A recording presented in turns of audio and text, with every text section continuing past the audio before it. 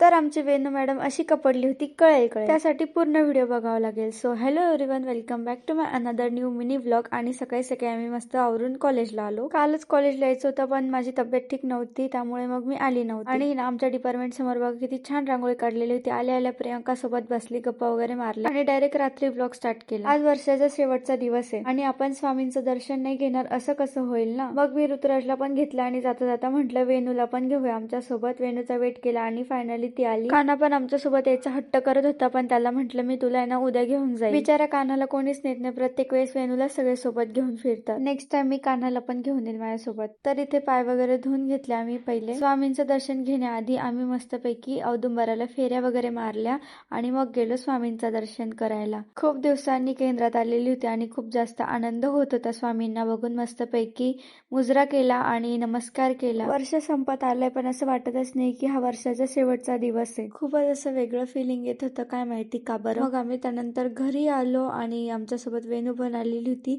आणि तिने अभ्यास करत बसलेली होती. परत आम्हाला बाहेर पाठवलं एक गोष्ट आणण्यासाठी, म्हणजे आम्हाला इलेक्ट्रिकच्या दुकानात पाठवलेलं होतं सामान आणण्यासाठी.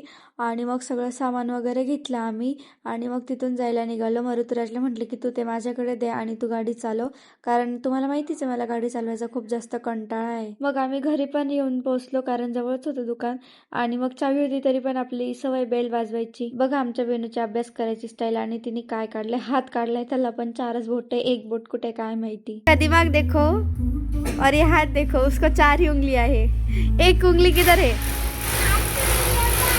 इथे झालेलं असं की वेणूने टेबलवरून डायरेक्ट ना ऋतुराजच्या अंगावर उडी मारलेली होती, बट तिचा पाय सरकला आणि ती उलटी गेली. बट ऋतुराजने पकडून घेतलं म्हणून ती डायरेक्ट इझिली खाली झोपली. फक्त तिला काहीच लागलं नाही, त्याची आम्ही काळजी घेतली.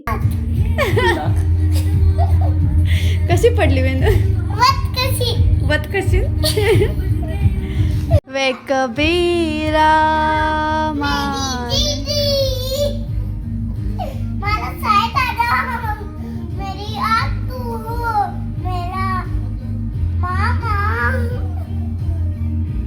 क्या बोलू, समझ नहीं रहा, इसलिए कुछ भी बोल दे रहा हूँ.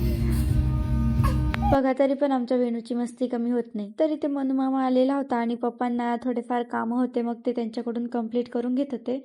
आणि हे बघा ही कशी लटकली. ती इतकी आगाऊपणा करते ना, नुसते स्टंट करत राहते बाबा. तिला बघून आपल्याला भीती वाटते. मग आम्ही मस्तपैकी जेवण वगैरे करून घेतलं आणि काय जेवणानंतरची माझी नेहमीची ड्युटी आहे भांडे घासायची. एवढं सगळं काम करून पण मीच वाईट असते. न्यू इयर स्टार्ट होणार आहे, बट मला काय माहिती रडू रडू होत होतं. होता रेताय. सो आज पुरता एवढंच होतं. भेटूया उद्या. बाय बाय गाई.